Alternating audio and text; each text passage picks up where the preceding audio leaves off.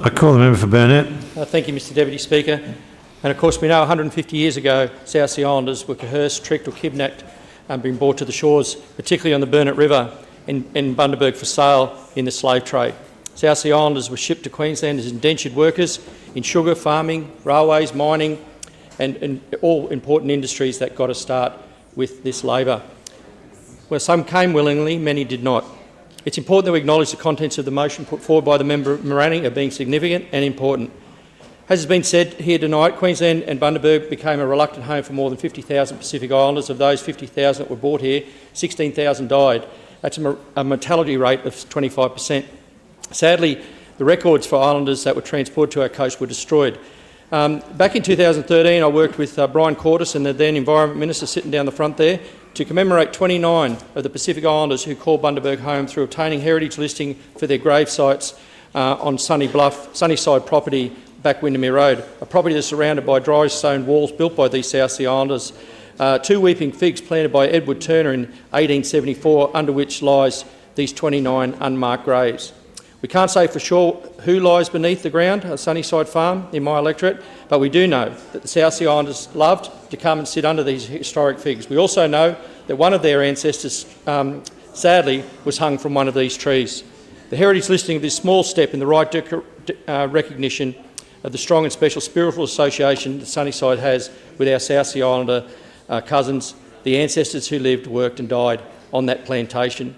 I want to acknowledge Brian and Marcia for their dedication to historic recognition of South Sea Islanders in the region. For their property to be recognised was a tireless endeavour. The dark days of blackbirding saw Islander men and women live under extremely harsh conditions before Pacific Islander Labourers Act was legislated in 1901. This Act made it illegal to import South Sea Islanders after March 1904. We've seen the Australian Government work with welcome Islanders back over the years. We've had SWP programs, we've got the PALM programs created in 2012 that would enable more South Pacific Islanders to come to Australia for work. And I would have hoped that we would never see the horrific practice of blackbirding in my electorate or anywhere else in the world. But recently it's been revealed that a number of South Sea Islanders have been subjected to slave-like treatment once again in the Burnett. The promise of better work and better pay meant several men were induced by non-approved employment firms to work illegally. It's alleged that interstate contractor exploited workers when they came with their families from Vanuatu. And I'm happy that the Minister for Industrial Relations is in the House, because I've written to the Minister today highlighting this practice with a question on notice, because it is insidious and unfortunately these issues continue to plague our community and we all should be very embarrassed and upset by that. This employer has left hardly anything for these people to live on, no money, and of course they are saying quite openly now that the communication has been opened up, they feel like they're used like their ancestors who were blackbirded under false promises in the 1800s. I would like to take the opportunity to thank motel manager Amanda Morris, who's been working tirelessly with the community, the Vanuatu community, and she's been there every step of the way. She's uncovered exploitation and has helped the victims of this illegal operator wade through the chaos, bureaucracy and legal problems that they face. So thank you, Amanda, for exposing these horrors, and it takes people like Ms Morris to stand up for what is right, stand up against cruelty and stand up for human rights for these workers. Which brings me to my final point, our Pacific Islander relationship.